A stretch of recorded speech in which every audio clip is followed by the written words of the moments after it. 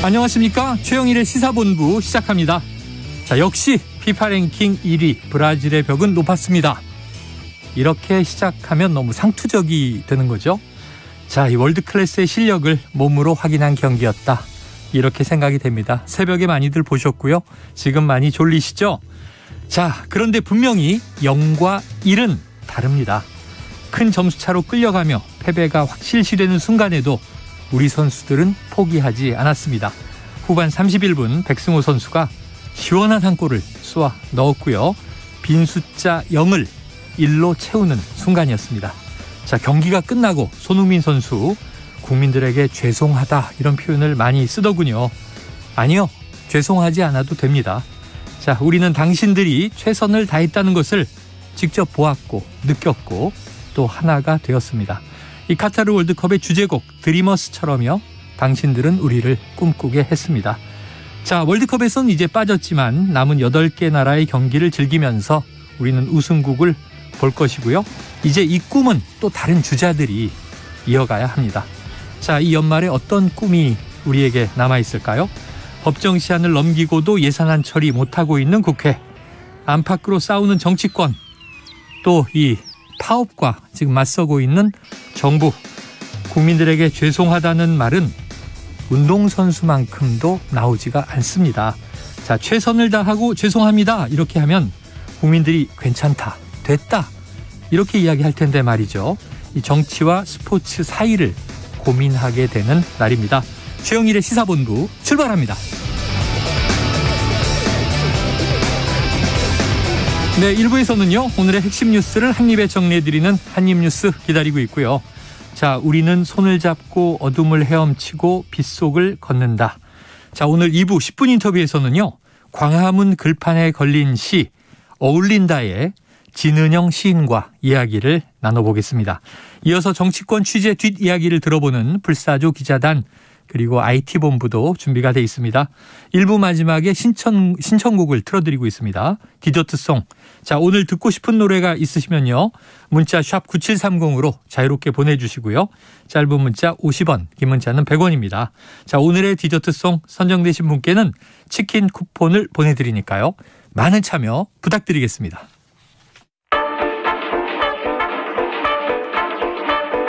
최영일의 시사본부 한입뉴스.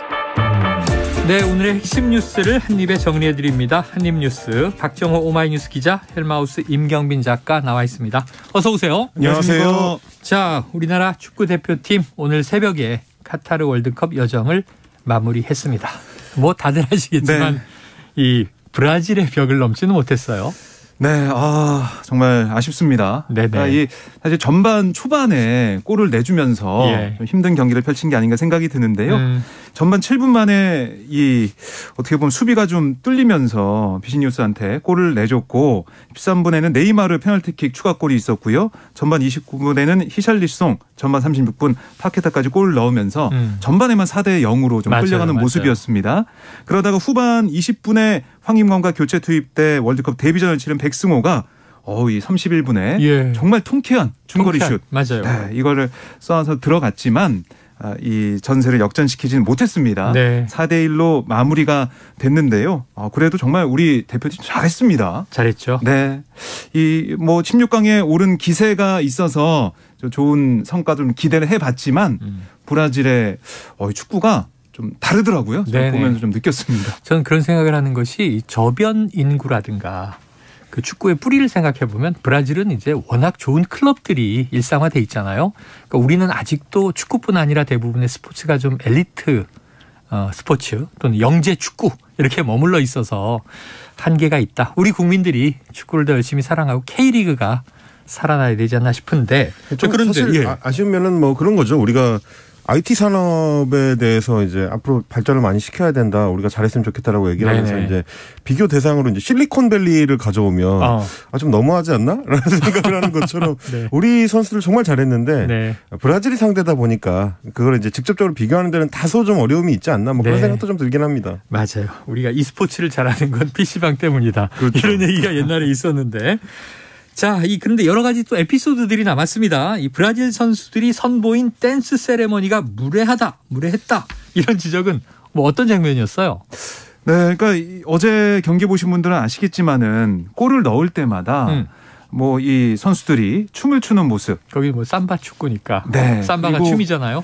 그리고 브라질 치치 감독도 함께 춤을 추는 모습까지 볼 수가 있어가지고 그래서 이 인터넷 상에서도 또 특히 로이킨이라는 뭐 아일랜드 네네. 국가대표 선수고 영국 TV에서 또 해설을 했어요. 네네. 이거 보면서 이거 좀 무례하다. 예.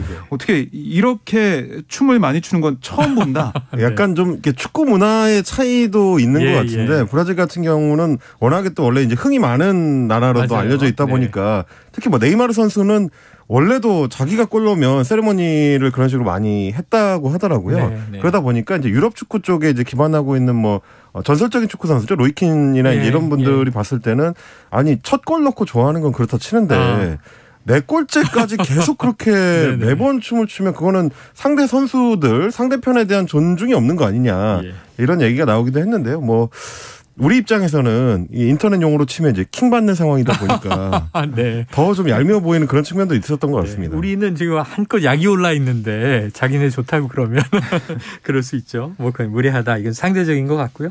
자, 경기가 끝나고 이 브라질 선수들이 브라질 축구 영웅이죠. 이 펠레의 이름이 적힌 현수막을 들고 나와서 눈길을 끌었습니다. 네, 그러니까 이 펠레, 뭐 축구 황제라고 불리잖아요. 네네. 근데 펠레가 지금 대장암 투병을 하고 있습니다. 특히 이제 대장암 투병 중에 거의 뭐 항암 치료도 통하지 않을 만큼 악화돼가지고 임종이 임박했다. 이런 뭐 보도나 얘기도 들려왔거든요. 네네. 물론 이제 가족들이 뭐 그렇게 심각하지 않다라고 수습하고 나섰지만 오보다 뭐 아니다 논란이 있어요. 근데 이게 좀 알려지면서 브라질 선수들도 좀 더 심기일전에서 뛴 그런 상황이 아니냐는 생각이 드는데 비니시우스도 뭐 SNS에 뭐 왕이여 힘내세요라는 그런 글도 적기도 했었고 또 펠레를 해시태그에서 회복을 위해 기도한다라는 이 선수들의 응원 문구도 있었어요. 선수들이 더 열심히 뛰었다라는 그런 얘기도 좀 나오고 있는 상황이고요. 어쨌든 이 펠레의 병세 악화 소식이 또 브라질 선수들을 뛰게 만드는 요인이 됐고 펠레도 지난 4일 SNS에 월드컵에서 브라질 경기를 보라 이렇게 제안하기도 했어요. 그러니까 우리 이제 16강 전에 이제 보라라고 하면서 또 브라질 뭐 팬들까지 뭉치는 그런 상황이 된 게 아니냐 이런 분석이 나오고 있습니다. 다만 이제 그 펠레의 가족들 같은 경우는 워낙 이야기가 커지다 보니까 뭐 임종이 임박했다 이제 이런 보도가 나오고 막 그러니까 따로 이제 입장을 밝히면서 아버지가 마지막을 준비하고 있다는 말도 나오는데 이거는 아니다 사실이 아니다라고 이제 좀 선을 긋긴 했습니다. 그래요. 자, 뭐 건강하게 올해 월드컵을 많이 봤으면 좋겠고요. 우리가 또 즐겁게 듣는 게 이제 펠레의 저주라는 게 있잖아요. 이번에 브라질이 이긴다 그랬어야 조금 우리에게 희망이 있지 않았을까 싶은데 컵을 가져와 달라 뭐 이렇게 이제 주문을 했더라고요. 자, 그런데 이게 또 상대적인 게 말이죠. 우리 경기에 앞서서 자정에 일본의 크로아티아 전이 열렸어요. 그런데 이게 일본이 거의 올라가나? 1대1로 끝까지 가서 팽팽했는데 승부차기로 이 승패가 갈렸죠? 그렇습니다. 전반 막판에 일본이 사실 크로아티아한테 좀 밀리는 모습이었다가 막판에 한 골을 넣어가지고 1대0으로 전반을 마친 다음에 후반에 한 골을 먹어서 1대1로 비기는 상황이 됐고요. 이게 연장까지 이어졌습니다. 결국 승부차기까지 갔는데 승부차기에서는 일본의 1번, 뭐 2번, 4번 키커가 골키퍼의 슈팅이 막혀가지고요. 결국 3대1로 크로아티아가 승부차기로 일본을 꺾었습니다. 일본도 뭐 분투했네요. 자, 그런데 일본이 만약에 8강에 갔다면 우리 경기가 좀 달라지지 않았을까요?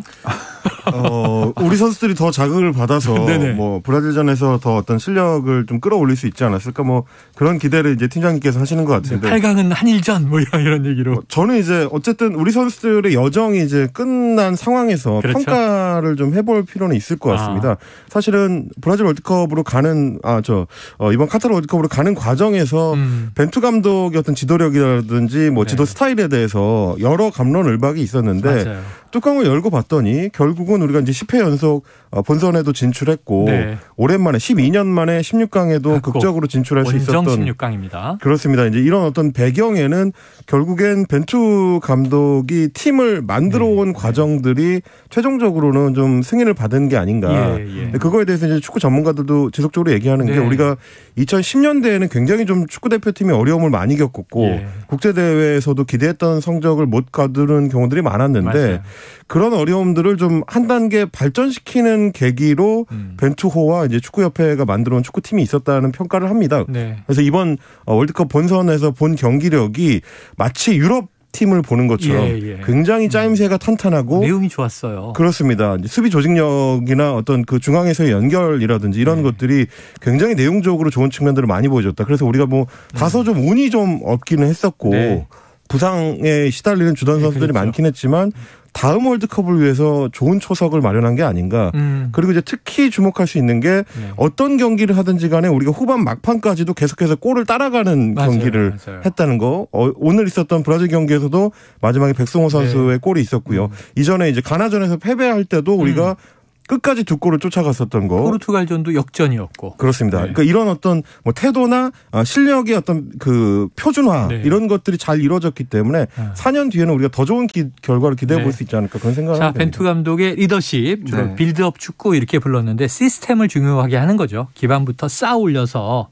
그리고 이강인 선수 안 쓴다고 비난 많이 받았는데 이 실전에서는 이강인 카드를 아주 또 아깝지 않게 투입하면서 정말 이제 어떤 변화가 없다, 고지식하다 이런 또 틀을 깨기도 했습니다. 그런데 이 파울로 벤투 우리 국대 감독 지휘봉을 내려놓는다고요? 네, 이번에 대표팀의 선전 때문에 벤투 감독의 재계약을 바라는 사람들이 많았던 것 같아요. 그런데 벤투 감독이 기자회견에서 밝힌 내용은 정몽규 축구협회 회장으로부터 이번 월드컵 아시아 최종 예선이 끝난 다음에 재계약 제의를 받았다고 합니다. 하지만 지난 9월 재계약을 하지 않겠다. 이런 뜻을 밝혔다고 하는데요. 그러니까 이게 벤투 감독이 우리 축구 대표팀을 맡기 싫어서 떠나는 것보다는 사실 계약 기간이 맞지 않았다라고 볼 수가 있는 거예요. 벤투 감독은 4년 뒤, 그러니까 북중미의 미국, 캐나다, 멕시코 세 개 나라가 공동 개최하는 2026년 월드컵까지 계약 기간을 좀 보장해 주길 바라는 그런 모습이었는데 협회는 카타르 월드컵에서의 결과를 확신할 수 없는 상황에서 일단 이 1년 아시안컵까지 재계약한 다음에 성적에 따라서 기간을 연장하는 방안을 좀 제시한 것 같습니다.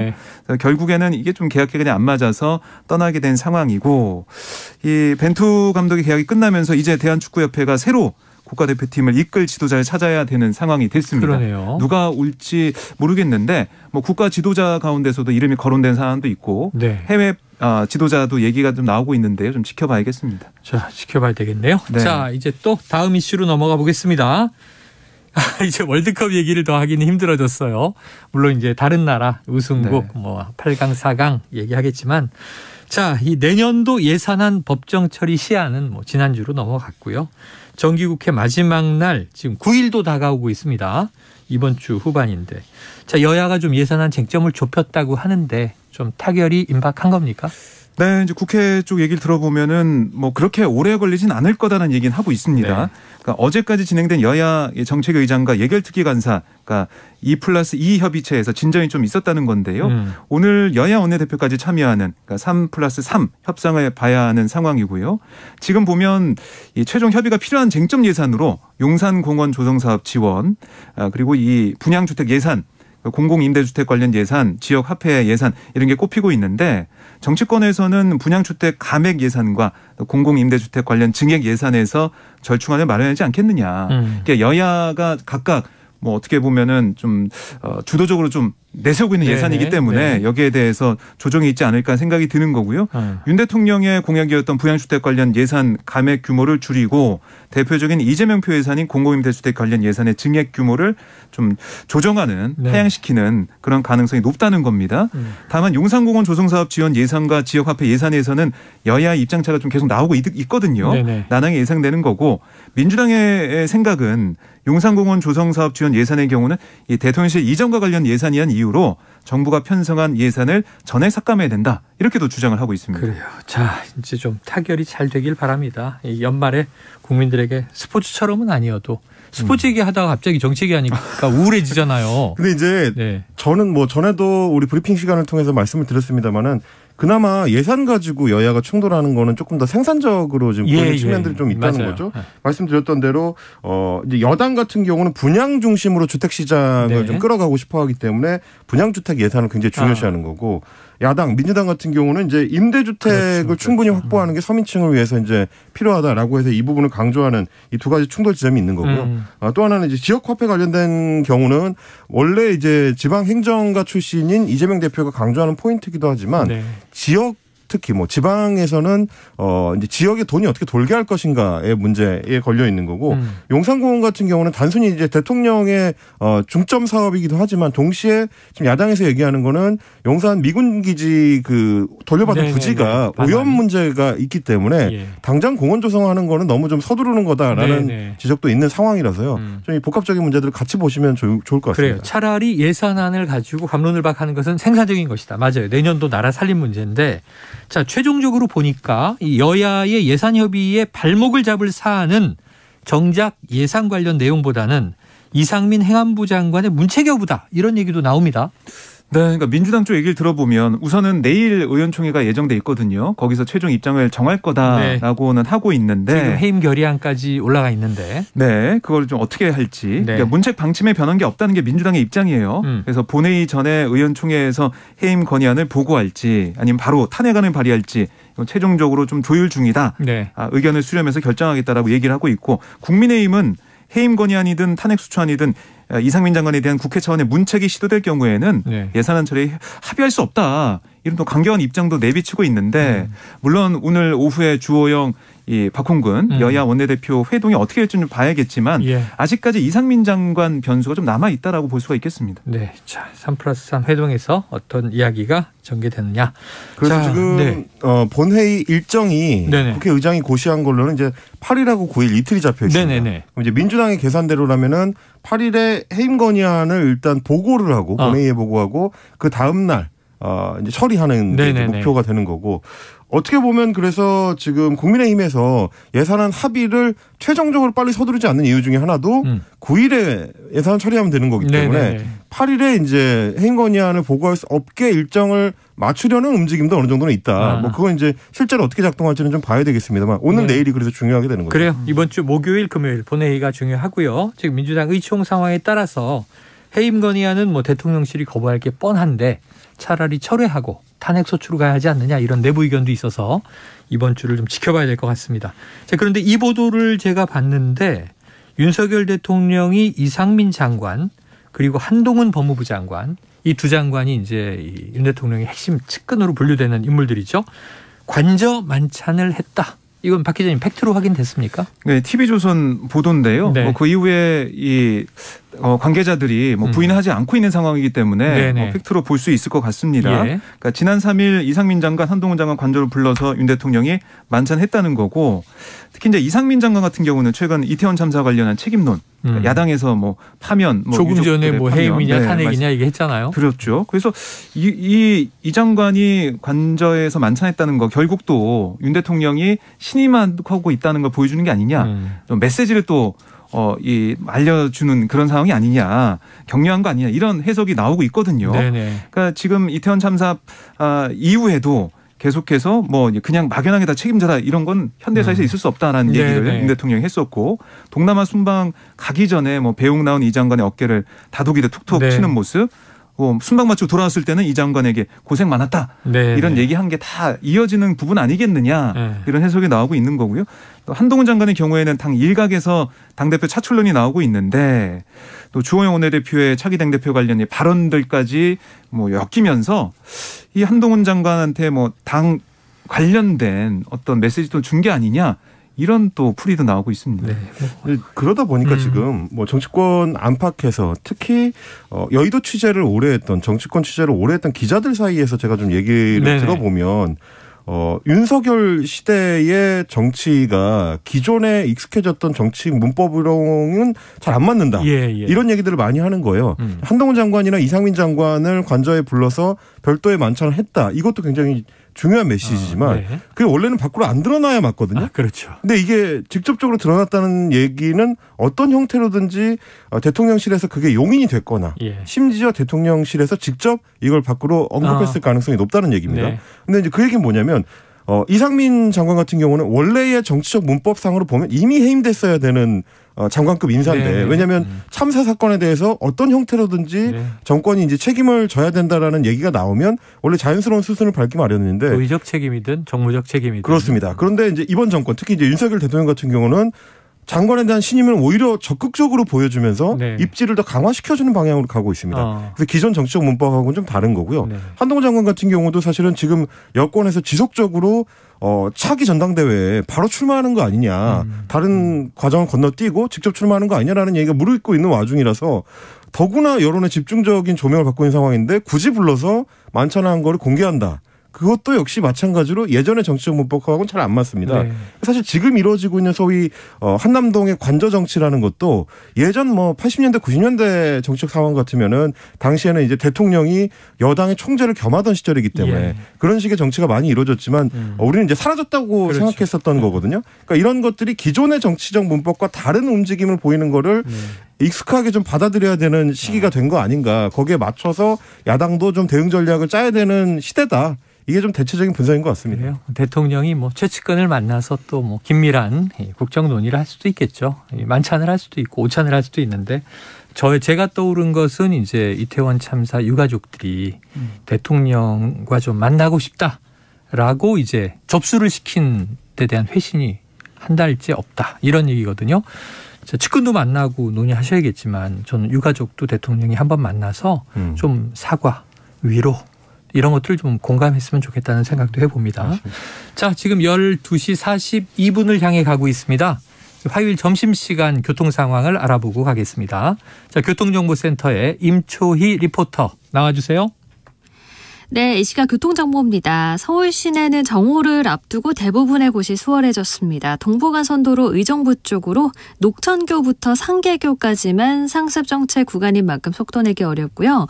고속도로는 평택 제천고속도로 제천 쪽으로 남한성부터 13km 구간 정체가 심합니다. 안진터널 부근에서 2시간 넘게 사고 처리 중인데요. 처리 작업 더 걸릴 것으로 보이고요. 부피가 큰 화물차의 경우에는 1차로로 겨우 통과 가능합니다. 차로 변경에 각별히 주의가 필요합니다. 경부고속도로 부산 방향은 반포부터 서초, 신갈에서 기흥동탄 쪽으로 제속도 못 내고요. 수도권 제2순환고속도로 판교에서 구리 쪽은 상일 5차로에 사고가 있어서요. 뒤로 2km 구간 밀립니다. 제2경인고속도로 인천 방향은 남동 부근에서 제속도 못 내고요. 더 가서는 문학 2차로에서 사고가 났습니다.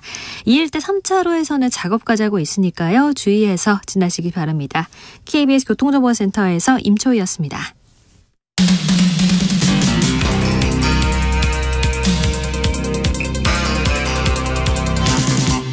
최영일의 시사본부. 네, 자, 여당 국민의힘은 지금 이제 비대위 체제입니다. 그래서 전당대회가 언제냐 그랬는데 대략 의견들을 모아 보면 한 내년 3월 전후 이렇게 예상이 되는데 자, 최근에 당 지도부의 발언이 의미심장하다. 어떤 메시지들이에요?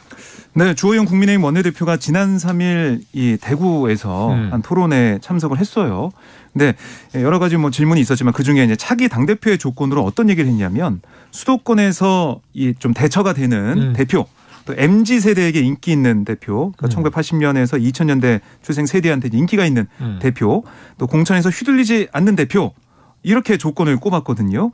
그리고 이제 차기 여당 대표 후보들의 이름을 쭉 언급을 했습니다. 네네. 그러면서 2024년 총선을 이길 수 있는 확신 있는 사람이 안 보인다는 게 당원들의 고민이다. 이렇게 쭉 얘기하다 보니까 지금 나와 있는 하마평에 오르고 있는 후보들은 다 안 된다고 그 원내대표가 네. 얘기한 게 아니냐 네. 이런 지적이 나오는 거고요. 어떤 표현을 썼냐면 다들 당원들이 성에 차지 않는다. 이렇게까지 얘기를 했습니다. 그리고 어제는 정진석 비대위원장이 국회에서 기자들에게 뭐라고 했냐면 이 상식, 공정, 정의의 가치를 바탕으로 시시비비를 가려내는 MZ세대. 또 젊은 세대에게 공감하는 지도부가 되려고 노력하고 있다. 또 차기 지도부도 MZ세대, 미래세대, 새로운 물결에 공감하는 지도부가 탄생하길 바란다. 이렇게 얘기했습니다. 네, 지금 이름을 거명하면서 이분들로는 약하다. 이런 얘기를 직접 하고 문제는 조건이 뭐냐 그랬더니 이제 수도권 쪽에 좀 지지 기반. 그러니까요. 그리고 이제 특히 여당 투톱이 MZ세대 지지 당대표론을 꺼냈어요. 이 시점이 묘한데 자, 임 작가님 네. 어떻게 좀 분석해 주시겠습니까? 굉장히 묘하게 볼 수밖에 없는 게 최근에 대통령실을 중심으로 해가지고 전당대회 교통정리설이 나온 적이 있습니다. 네네네. 이 친윤계의 대표 4인방 권성동, 장제원, 이철규, 윤한홍 의원이 대통령하고 만찬을 가졌을 부부 때 만찬이 있었고 그때 이제 파이낸셜 뉴스에서 이제 단독 보도 하기로는 그 자리에서 전당대회 교통정리와 관련된 얘기가 있었다라는 얘기가 나온 적이 있고요. 그리고 나서 이제 주호영 원내대표가 대통령하고 또 역시 마찬가지로 따로 만났다라는 당 지도부 만찬도 있었죠. 그렇습니다. 보도가 나왔습니다. 그러니까 어떻게 보면 친윤계하고 관련 이야기를 나누고 그거에 관련해서 또 이제 당에서 중심을 잡고 있는 주호영 원내대표하고 또 이야기를 나눴고요. 그 뒤에는 마치 그 말을 받는 것처럼 주호영 원내대표가 공개적인 자리에서 발언을 하고 그걸 다시 받아서 정진석 비대위원장이 받는 양상. 같은 맥락의 얘기를 하고. 그렇습니다. 이렇게 되면 이제 사실은 대통령실에서 어떤 메시지를 전달해서 여당이 받아 안는 모양새로 추측할 수밖에 없는 흐름이라서 네네네. 그럼 결국 윤심이 지금 주호영 원내대표가 얘기하고 있는 저 발언 안에 있는 게 아니냐. 네. 그러면 기존에 거론됐었던 당권 주자들에 대해서는 윤심이 대부분 자리하지 않고 있고 새로운 어떤 다른 인물을 원한다. 근데 그 인물의 어떤 기준이 수도권과 MZ세대와 공천 독립이다. 이런 얘기로 이제 들리는 거죠. 정리가 됐는데 임 작가님 그래서 누구예요? 그러다 보니까 한동훈이라는 이름이 자꾸 거론이 되는 겁니다. 야, 아까 만찬에도 나왔는데 이름이. 그렇습니다. 이제 뭐 공천에서 독립적인 거는 워낙에 이제 한동훈 장관이 정치권에 발을 들인 적이 없는 그렇죠. 검찰에만 있었던 인물이다 보니까 이제 그런 게 있고요. 그리고 이제 수도권과 MZ 같은 경우는 특히 지난주에 있었던 뭐 갤럽 같은 여론조사 기관의 차기 미래 지도자 관련된 네네네. 조사 내용을 보면 특히 한동훈 장관 같은 경우에는 이제 5, 60대의 여성층 수도권에서도 상당히 좀 파급력이 있는 네네. 걸로 드러났습니다. 아마 그런 부분들을 보면서 나머지 당권 주자들이 주로 여당의 기존 지지 기반 중심으로 자기 정치 기반을 잡고 있는 거랑 좀 비교해서 네네. 이런 얘기가 나오는 게 아닐까 싶긴 한데요. 다만 좀 이제 제가 여당에서 갖고 있는 기대와는 좀 다른 분석을 좀 드릴 수밖에 없는 게 수도권이라는 거는 결국은 단순히 이제 수도권에 살고 있는 시민들만을 얘기하는 게 아니고 중도층의 다른 이름입니다. 어찌 보면 그렇습니다. 그러니까 기존에 이제 여야 진영과는 약간 좀 떨어져서 이제 관망하는 층. 이라고 볼 수 있고 MZ세대도 마찬가지입니다. 지금 뭐 40대나 50대가 대체로 민주당 쪽에 좀 더 기울어 있고 60대 이상이 대체로 국민의힘에 기울어 있는 데 비해서 20대 30대는 굉장히 좀 유동적이기 때문에 그러니까 전통적 지지층이 아니라 스윙 보터들이죠. 그렇습니다. 자신의 이익에 따라서. 소위 말해서 이제 총선을 이기려면 이 중도층을 잡아야 한다는 게 여야의 공통된 인식일 건데 과연 이제 한동훈이라는 정치적 카드가 그런 어떤 작용을 만들어낼 수 있을 거냐 하는 거는 조금 더 지켜볼 필요가 있을 것 같아요. 지난 여론조사들에서도 보면 대체로 한동훈 장관 같은 경우는 지지층이 5, 60대 이상의 서울 수도권에서도 지금 강남 쪽이나 내지는 이제 부산, 영남, 경북, 대구 이쪽에 주로 치중이 돼 있고 20대 같은 경우는 한동훈 장관의 지지율이 거의 잡히지 않는 수준이기 때문에 아직까지는 그 정도의 신뢰를 보여주고 있지는 못한 것 같다. 이게 좀 대체적인 평가인 것 같습니다. 그래요. 좀 지켜보도록 하죠. 자, 그런데 지금 이 차기 당권 주자로 거론되던 인물들을 하나하나 거명을 하고 이분들은 약하다. 그러니까 이분들은 안 된다. 이런 취지의 얘기가 나오다 보니까 뭐 상당히 뭐 김기현 이제 의원이라든가 발끈할 수밖에 없는데 지금 나경원 저출산 고령사회위원회 부위원장 이 주 원내대표의 발언을 겨냥했다고요. 네, 오늘 나경원 부위원장이 이렇게 얘기했습니다. 이 지금 거명되는 이 당권주자들을 쭉 나열하고 비판하는 그런 부분에 대해서 상당히 유감이다라고 얘기를 했고요. 그동안 나온 사람들 다 문제 있다는 식으로 매도하는 거 우리 당의 고질병이라고 생각한다라고까지 얘기를 했습니다. 당을 위해 오래 희생하는 분들을 존중하고 또 아쉬움이 있어도 좋은 말씀으로 잘해줘야 된다. 이렇게 지적을 했고요.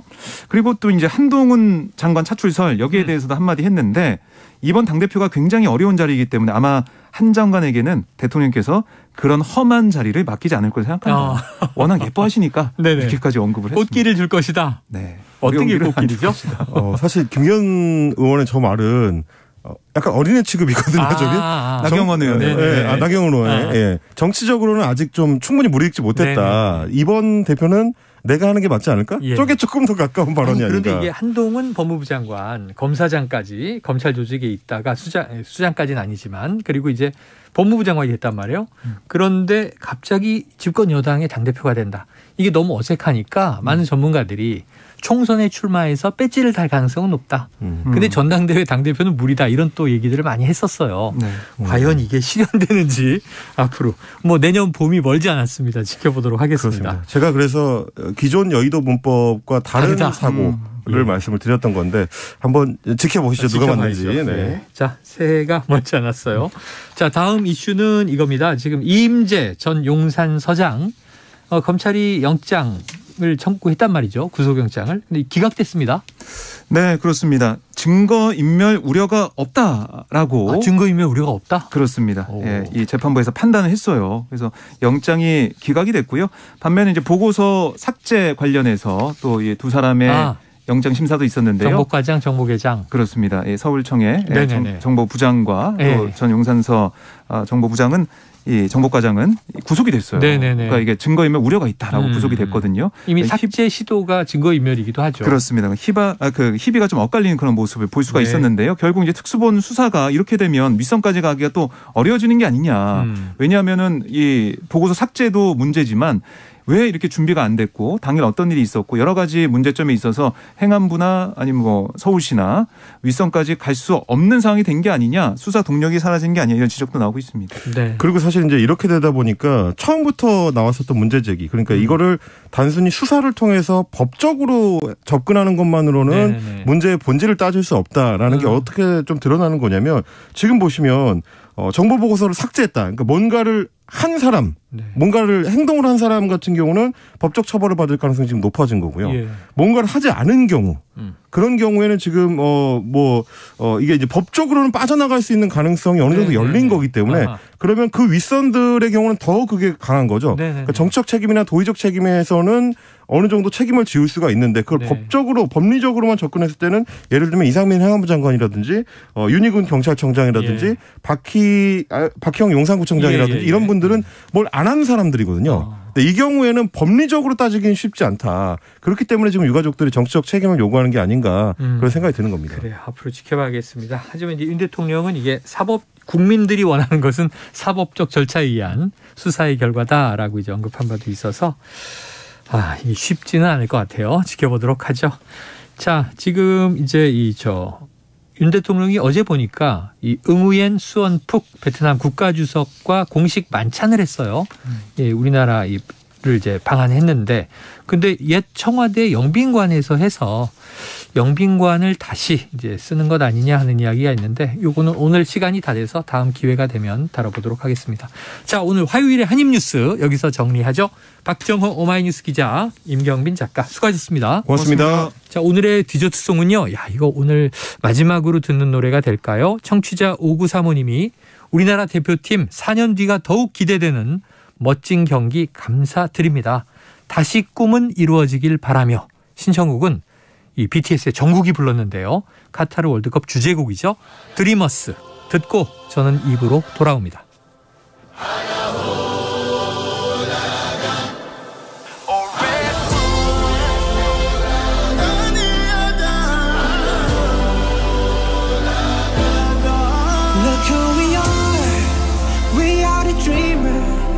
Make it happen, 'cause we believe it. Look who we are the dreamers. We make it happen, 'cause we can see it. Let's do the one that keep the passion, respect. Oh yeah, let's do the one that can imagine, respect. Oh yeah.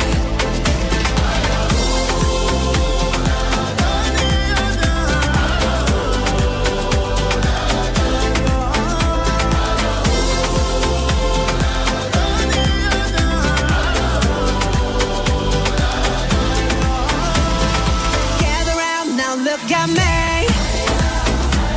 Respect and love the only way. If you wanna come with me. The door is open every day. This 1+2 rendezvous, all invited. This what we do, how we do. Look who we are the dreamers. We make it happen. Guess we believe it. Look who we are the dreamers. We make it happen, 'cause we can see it. Here's to the one that keep the passion, respect. Oh yeah. Here's to the one that got a magic, respect. Oh yeah.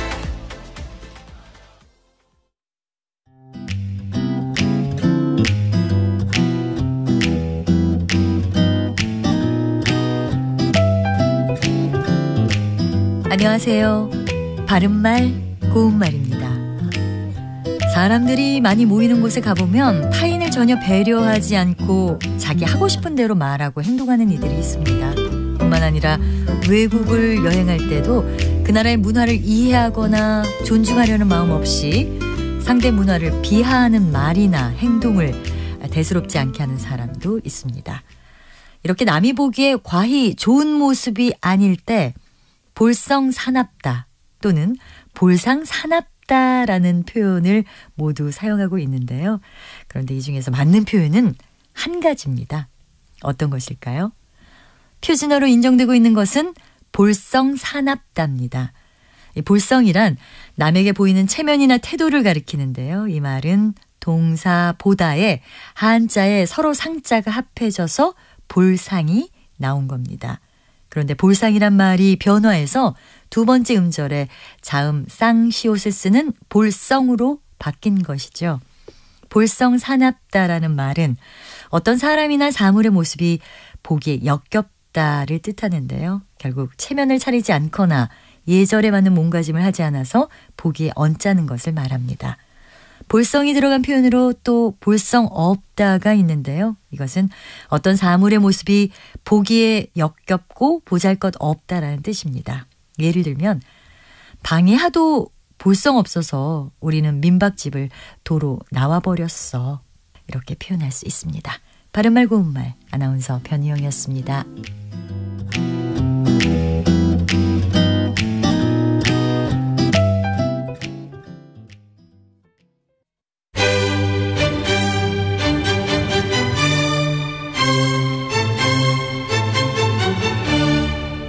여유로운 저녁 시간, 고품격 시사토론과 함께하세요.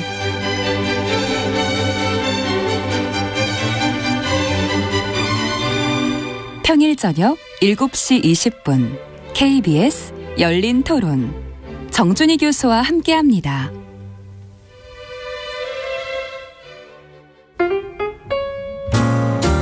천고마비의 계절, 시사평론가 김성환과 함께 여러분의 지식도 살찌우세요.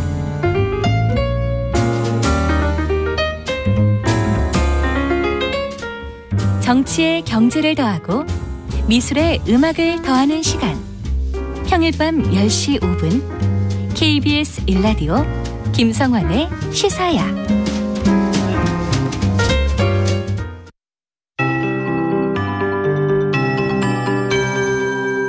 KBS 58분 날씨.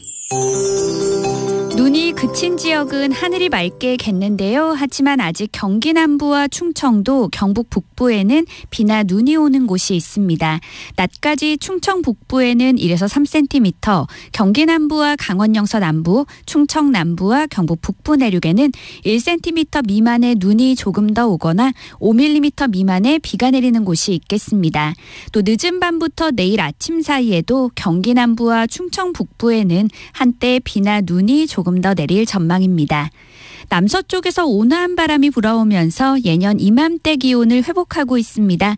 오늘 예상 낮 최고 기온이 서울 4도, 대전 6도, 강릉 대구 8도, 광주 9도 등으로 어제보다 1도에서 6도 정도 높겠고요. 절기 대설인 내일은 아침 기온이 서울 영하 2도, 부산 영상 4도 등을 보이겠고 낮에는 10도 안팎까지 오르면서 평년 기온을 웃도는 지역이 많아질 전망입니다. 이후 주말까지 큰 추위는 없을 것으로 예상됩니다. 한편 지금 동해안과 전남, 경남 지역에는 건조특보가 발효 중이고요. 강원 산지에는 강풍주의보도 내려져 있습니다. 대기가 무척 건조하니까요. 각별히 불조심하시기 바랍니다. 현재 서울의 기온은 3.7도, 습도는 65%입니다. 송소진입니다.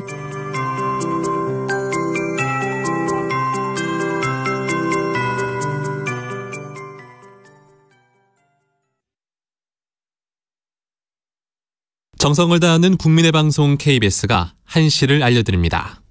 AM 711kHz, FM 97.3MHz, KBS 1라디오입니다. HLKA.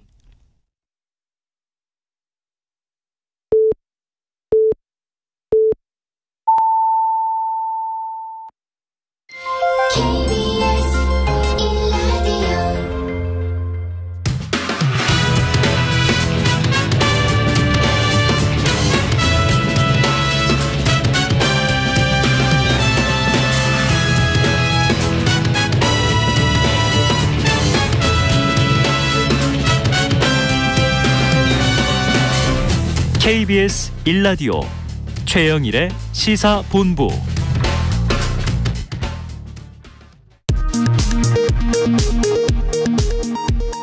이 시각 라디오 정보센터 뉴스입니다.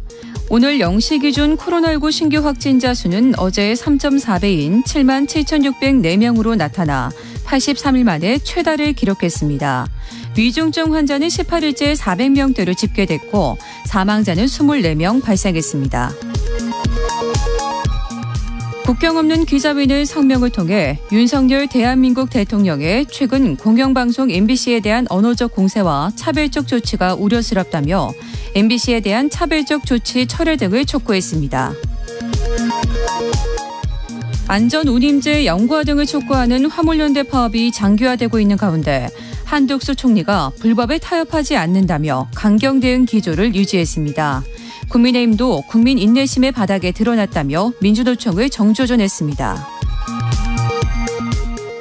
더불어민주당은 윤석열 정부는 마치 검찰이 범죄자를 다루듯 화물연대를 악마화하고 있다고 비판하면서 국회 차원의 중재를 공식 제안했습니다. 민주노총은 오늘 오후 전국 15개 거점에서 화물연대 지원을 위한 총파업과 총력투쟁 대회를 진행합니다. 지금까지 라디오 정보센터 뉴스 정한나였습니다.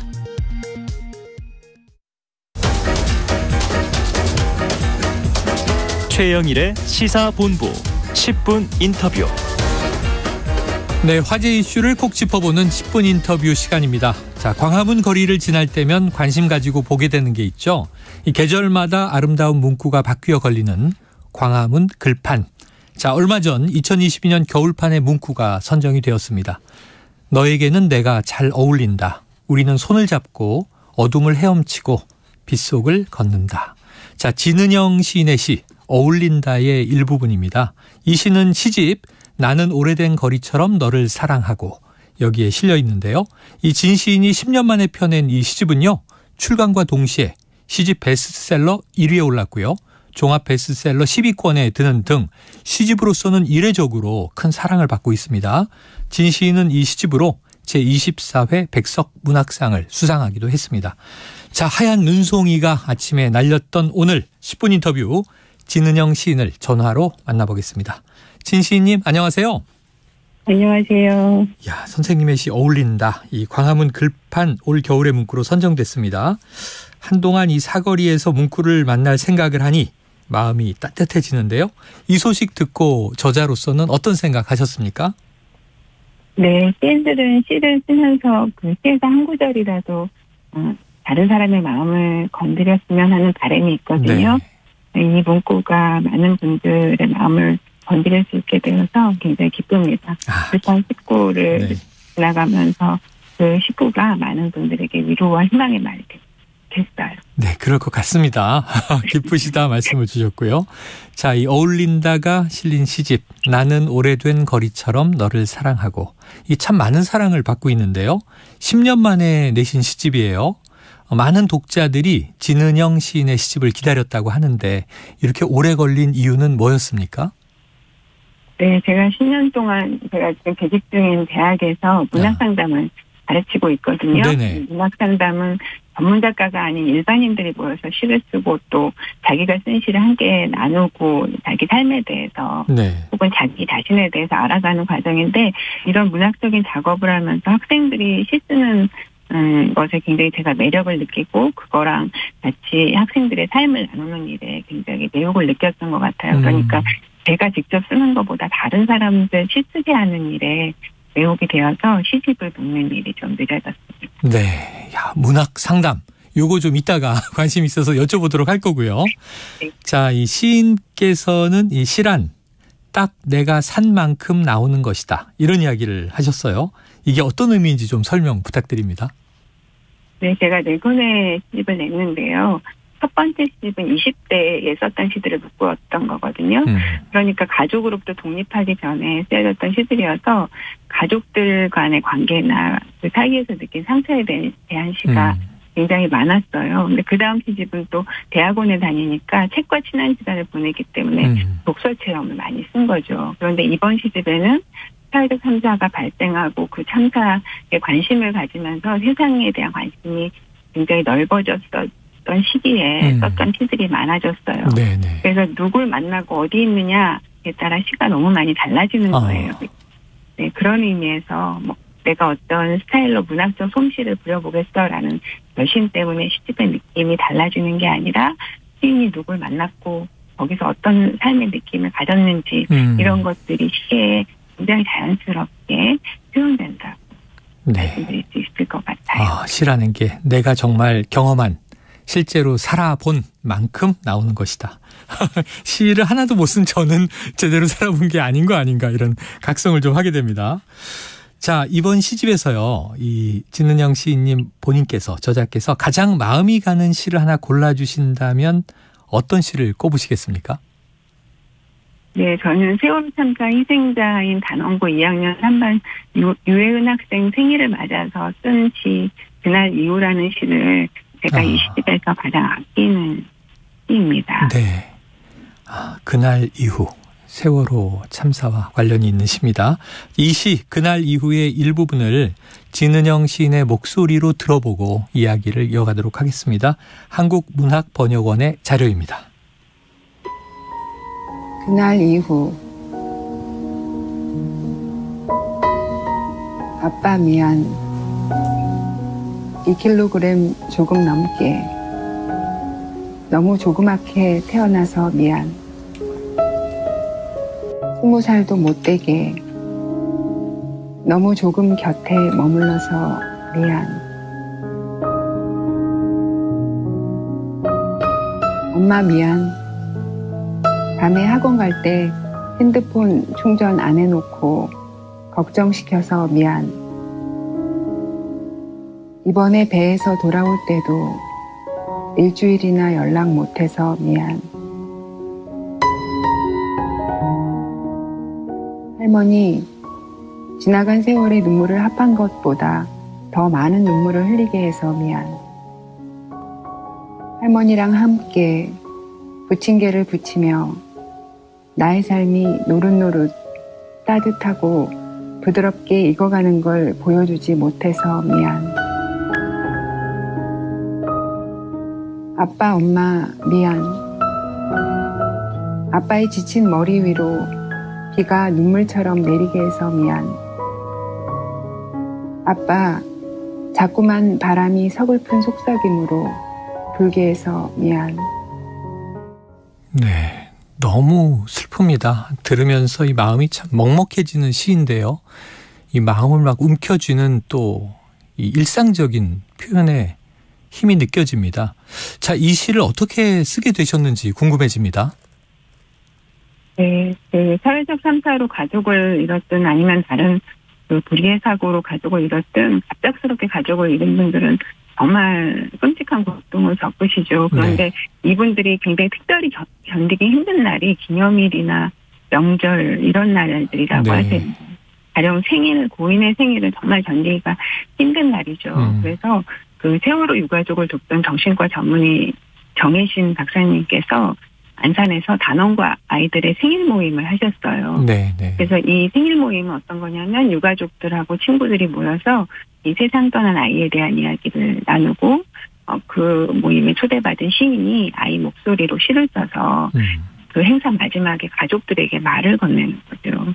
나 잘 있고 사랑하고 나 걱정하지 말라고 이렇게 말을 하는 시인데 가족분들이 예은이가 전하는 말을 들으면서 예은이에 대한 사랑을 확인하고 위로를 받으셨으면 하는 그런 마음을 담아서 시를 썼습니다. 네. 자, 20분 아니고 이번 시집에는 세월호 이야기를 담은 시들이 여러 편이 있습니다. 지금 말씀하신 이제 거리의 의사 이런 별명이 있는데요. 정혜신 박사. 저도 뵌 적이 있는데 시인께서 이 정혜신 박사와 대담집을 내셨어요. 천사들은 우리 옆집에 산다. 그런데 이 부제가 사회적 트라우마의 치유를 위하여 이렇게 돼 있습니다. 이 책 이야기도 궁금한 것이 최근에도 또 한 번의 참사가 있지 않았습니까? 어떤 내용을 담으셨나요? 네, 그 사회적 참사일수록 사실 생존자들이나 유가족들이 주변 사람들에게 2, 3차 트라우마를 겪는 경우가 많다고 해요. 네. 그런데 이제 이런 피해가 어떤 굉장히 악의적인 사람들에 의해서만 발생하는 게 아니라 유가족의 상태를 제대로 알지 못하는 데서 어떤 오해가 발생하고 그게 이제 소문으로 커지면 고통받는 일이 발생하는 경우도 많거든요. 그래서 이 유가족분들이 어떤 고통을 겪고 계신지 알리고 또 어떻게 배려하면 좋을지 이 방식을 우리가 한번 선생님의 말씀을 통해서 배워보자 이런 취지로 이 책을 내게 되었습니다. 그래서 책을 읽어보시면 구체적으로 어떻게 주변에 고통받는 이웃을 도울 수 있는지 알려줍니다. 가령 뭐 유가족을 만나면 그 사람을 어떻게 불러야 할지부터 느낌을 갖거든요. 그 전까지는 철수 엄마 이렇게 불렀는데 철수를 잃었어요. 그러면 그 다음에는 어떻게 불러야 될지 모르는 거죠. 그럴 때 어떻게 해야 하는지 이런 이야기들을 담고 구체적으로 유가족들을 위로하는 방식에 대해서 이야기했습니다. 정말 필요한 일인데 미처 생각하지 못했던 구체적이고 세세한 얘기를 담고 있는 것 같습니다. 꼭 한번 읽어봐야 될 것 같고요. 자, 아까 이제 말씀 주셨지만 진시인님 이 10년 동안 이 시집을 미뤘던 것이 본인의 창작보다는 다른 사람들의 시를 읽고 쓰는 게 더 관심이 갔다 하셨는데 한국상담대학원 대학교에서 학생들을 지금 가르치고 계시단 말이죠. 상담과 문학, 아까 문학 상담 이렇게 얘기하셨는데 사회적 트라우마의 치유와 문학은 어떤 관계가 있습니까?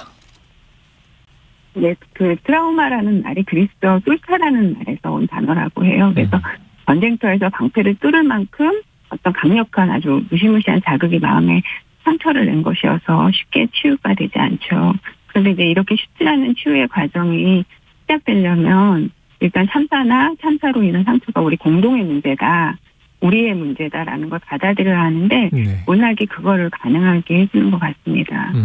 그러니까 그냥 참사 사건을 접하면 참 불쌍하다. 나랑 무관하지만 운이 나쁜 어떤 사람이 그런 일을 겪었구나.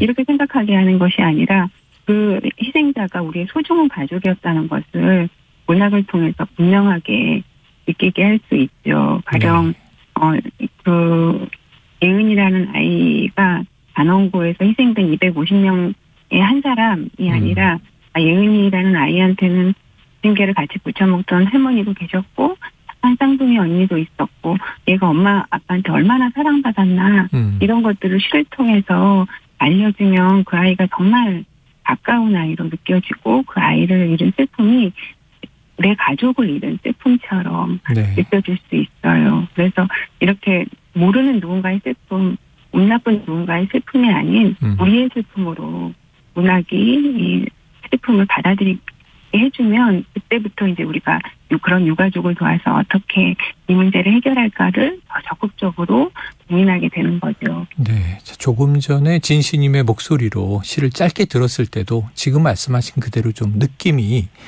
왔다 이런 생각이 듭니다.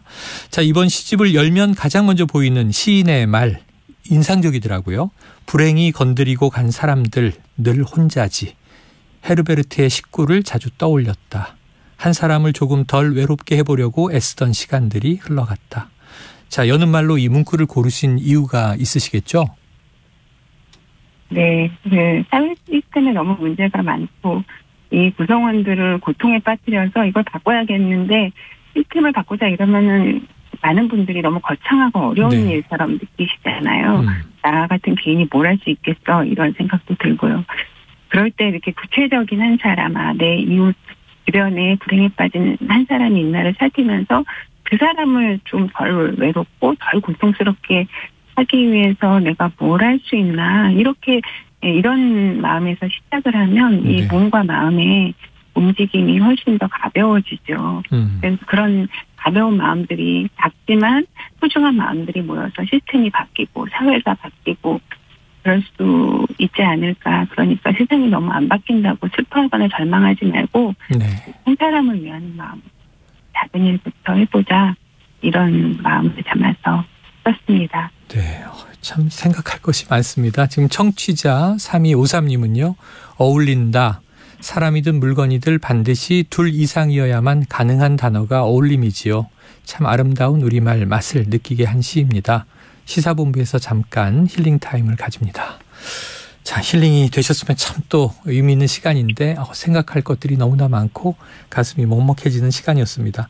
시간이 좀 아쉽네요. 다음에 한번 시인님 스튜디오에 모셔서 또 길게 이야기 나누고 싶습니다. 오늘은 여기서 정리할게요.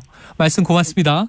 네, 감사합니다. 예, 지금까지 진은영 시인이었습니다. 최영일의 시사본부는 여러분과 함께합니다. 짧은 문자 50원, 긴 문자 100원이 드는 샵 9730, 라디오 어플 콩과 유튜브는 무료로 참여하실 수 있습니다.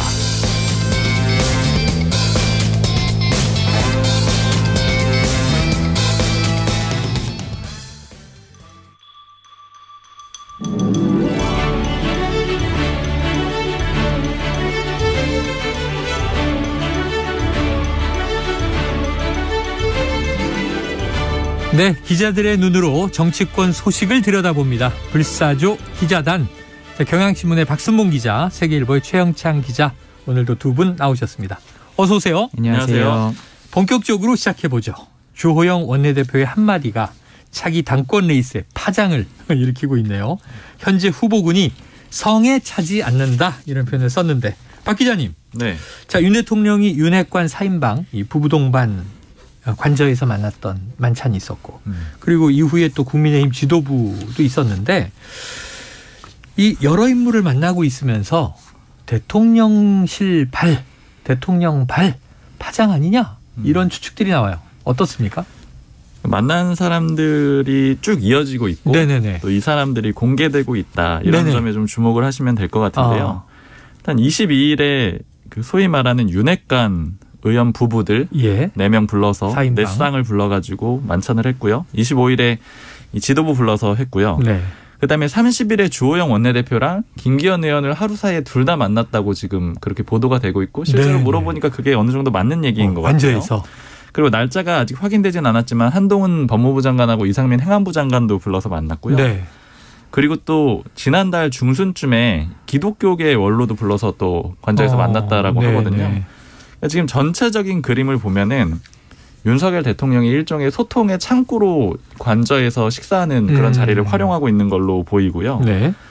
그리고 좀 여러 가지 정치적 함의들이 있습니다. 일단은 지금 이런 것들이 보도가 되고 있다라는 거는 좀 주목을 해봐야 됩니다. 네. 이게 또 이야기가 흘러나오고 있다. 네. 이게 모종의 이제 연결을 하면 하나의 시그널이 완성될 것인가 궁금한데 자 이제 제가 좀 놀랬던 건 결국 주호영 원내대표 아까 말씀하셨던 당 지도부 만찬 뭐 주말에 하는 건 예정돼 있던 거라 보도가 많이 됐고 우리도 다뤘는데 각각 25일과 30일 윤 대통령과 두 번이나 회동을 했다는 거잖아요. 그렇죠. 이건 어떻게 봐야 됩니까? 30일에 한 번 더 만난 거 따로 네. 독대했다라는 게 굉장히 중요한 의미가 있는데요. 예.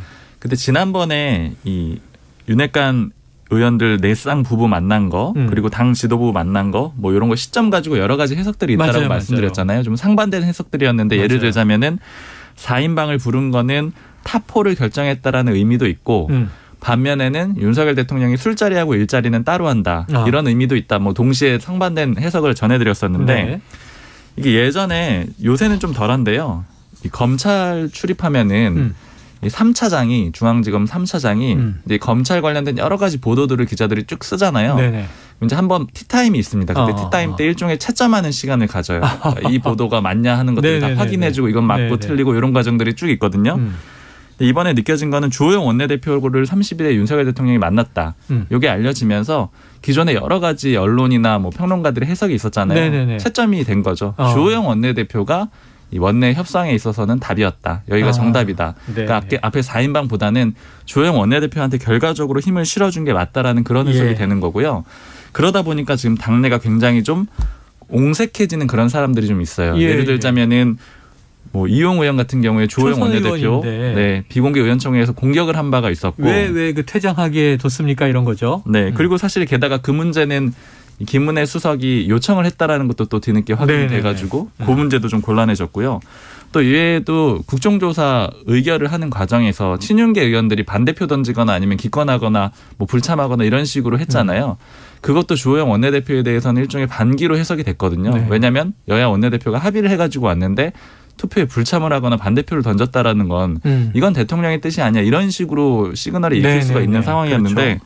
결과적으로는 주호영 원내대표 하는 게 맞다. 이렇게 채점을 내려준 상황이기 때문에 주호영 원내대표한테 힘을 실어주는 그런 그림이 된 거고요. 특히 아까 이제 처음에 말씀해 주셨던 게 후보군들이 성에 차지 않는다. 네. 주호영 원내대표가 이런 얘기를 했잖아요. 근데 이게 주호영 원내대표가 윤석열 대통령을 만났다라는 거 알려지고 난 다음에 지난 3일에 한 얘기거든요. 네네. 한 두 가지 정도 좀 주목을 해봐야 돼요. 이게 왜냐면은 주호영 원내대표가 당시에 이름도 거론을 했거든요. 뭐 김기현 의원, 뭐 조경태 의원 하여튼 뭐 이런 사람들 거론하면서 성에 차지 않는다 이렇게 얘기를 했는데 주호영 원내대표의 평소 스타일로 보자면은 굉장히 이례적인 상황입니다. 왜냐하면 그렇게 누구를 딱 꼬집어가지고 공격적인 얘기를 하는 사람도 아니고 좀 합리적이다 아니면 좀 부드럽다 이런 표현을 많이 듣는 그런 정치인이잖아요. 두루 친한 분들이잖아요. 다 중견 정치인. 그렇죠. 정치도 같이 오래 했던 사람들이고요. 그런데 이렇게 이례적으로 이런 표현을 썼다라는 거 그리고 시점상은 윤석열 대통령을 만나고 나서라는 거. 네. 그러다 보니까는 이제 여러 가지 해석들이 동시에 막 나올 수밖에 없는 상황이죠. 특히 윤석열 대통령의 뜻이 아니냐 이런 식으로 좀 해석이 되는 그런 상황이라서 좀 당권 주자들이 참 아주 좀 굉장히 폭닥폭닥해진 그런 상황이 됐고요. 어찌 보면 대통령이 이제 교통정리를 한 셈입니다. 네. 주호영 원내대표 내가 신임한다. 그를 통해서 메시지가 전달되는 게 사실은 뭐 나의 뜻과 다르지 않다. 그런데 얼마 전에는 국정조사 문제 때문에 이 대통령실과 주호영 원내대표가 좀 엇박자를 내는 상황이 있긴 있었단 말이에요. 왜냐하면 합의가 극적으로 됐는데 대통령실은 어떻게 받아들일까 했더니 사전 교감했다. 근데 대통령실에서는 우리도 다 알고 있었던 건 아니다. 이런 얘기가 막 나왔잖아요. 네. 이건 어떻게 해석해야 되나요?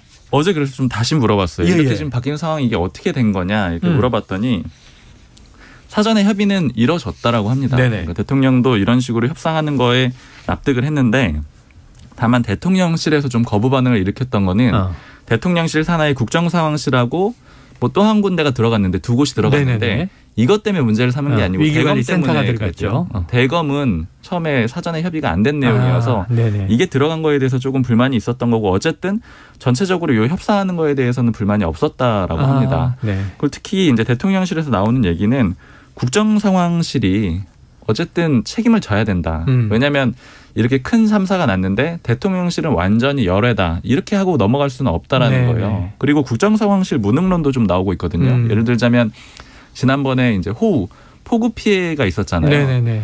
이런 모든 상황들, 이 참사라든가 사고 대응하는 게 국정상황실의 주요 기능 중에 하나인데 이게 지금 제대로 잘 되고 있는 거냐. 왜냐하면 두 차례의 큰 사고가 있었기 때문에 책임을 피하기가 어렵다. 그래서 이제 국정상황실은 어느 정도 책임을 지는 게 맞다. 이런 얘기들이 있었기 때문에 이 국정조사 대상자에도 합의가 된 그런 그림이 있고요.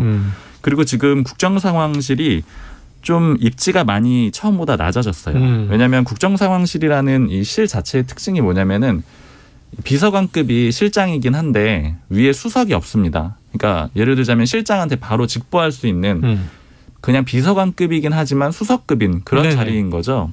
그런데 최근에 이간섭 그 국정기획수석이 새로 왔잖아요. 그쪽으로 보고하도록 이 체제가 바뀌었다라는 거예요. 그러니까 위에 한 명 더 올라오게 된 거고요.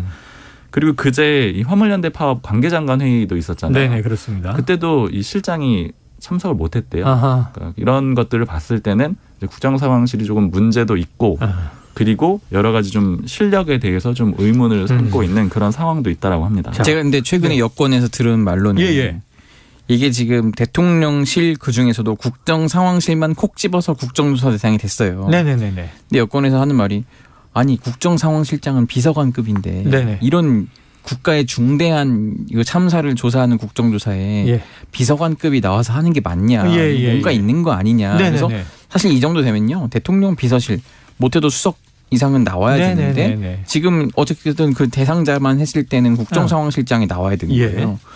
이거는 좀 앞뒤가 안 맞지 않냐 뭐 이런 제기도 했는데 지금 뭐 돌아가는 상황을 보면 국정상황실을 뭔가 좀 정리하려는 수준 아니냐. 정리하거나 지금 현재 상황은 버리고 새로 짜거나 뭐 여러 가지 지금 뭐 이 좀 밑그림이 있는 것 아닌가 하는. 근데 원래 국정상황실이 진짜 센 데거든요. 그렇죠. 모든 걸 다 관여할 수 있고요. 문재인 정부에서는 사실은 윤건영 의원이 국정상황실장 국정상황실장 출신이잖아요. 노무현 정부 때는 그 이광재 직특위 사무총장이 국정상황실장에서 진짜 실세예요. 그 자리가.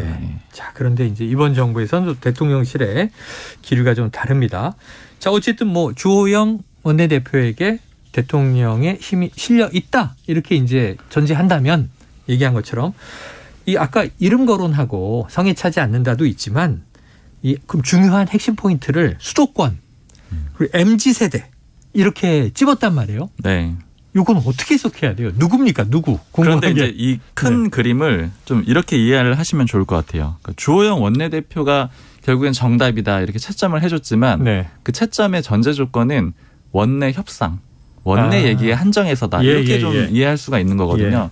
그러니까 다른 문제에 대해서는 아직 장담은 못하는 상황인데 다만 주호영 원내대표가 윤석열 대통령 만나고 와서 이렇게 당권 주자들에 대해서 언급을 했기 때문에 그렇게 해석할 수 있는 가능성은 좀 높아진 거죠. 근데 오늘 당장 보면은 장제원 의원이 이제 언론 인터뷰를 통해 가지고 내놓은 얘기들 보면은 주호영 원내대표 다시 공격을 하거든요. 아, 그래요? 네, 왜 수도권 대표론을 얘기를 하느냐, 뭐 자강해야 되는 이런 상황에 왜 이렇게 분열시키는 그런 표현을 쓰느냐 이런 식으로 공개적으로 인터뷰에 응해가지고 공격을 했거든요. 그래요. 그러니까 결국 이런 그림은 어떻게 보자면은 전체적으로는 누가 윤심을 대변하는지 알 수가 없는 그런 상황이 일단 됐고요. 이 MZ세대 요 수도권 요런 발언은 저는 좀 이렇게 지금 해석을 하고 있어요. 그러니까 전체적으로 보자면은 이렇게 지금 계속 대통령의 뜻이 헷갈리는 그런 상황이 됐잖아요. 처음에는 뭐 4인방이었고 그다음엔 주호영 원내대표였다. 이런 식으로 혼란스러운 그런 상황인데 그러면 이렇게 되면서 가장 이익을 보는 사람은 누구냐. 이걸 따져보면은 대통령이라는 거예요. 그러니까 여권에서 나온 얘기가 뭐냐면 전에도 제가 좀 대통령의 용인술에 대해서 말씀드린 적이 있었는데 2인자를 안 두고 경쟁을 시키는 그런 그림을 많이 만든다라고 여러 군데 연락을 해요. 네. 그런데 그러면 지금 상황에서 보면은 누가 윤심인지는 지금 뚜렷해지지 않았죠. 주호영 원내대표도 100%라고 할 수는 없는 거잖아요. 그러니까 원내 협상에 대해서는 그렇지만은 다른 거에 대해서는 좀 불분명하고 그러다 보니까 장제원 의원도 공격하고 또 윤상현 의원도 일종의 비판을 내놓기도 하고 이런 식으로 좀 다 나서고 있는 상황이잖아요. 이게 보자면은 다 같이 일종의 경쟁이 굉장히 강해지는 그런 그림이 되는 거고 이거 대통령 입장에 봤을 때는 일종의 충성 경쟁이 알아서 이루어지게 되는 그런 큰 그림이 되는 거고요. 즉 이 얘기는 수도권이나 MZ세대 이거는 큰 그림에서는 누굴 한 사람을 딱 찍었다기보다는 지금 너희들 다 전체적으로 썩 그렇게 잘하고 있지는 않아. 썩 다 마음에 들진 않아. 더 열심히 해봐.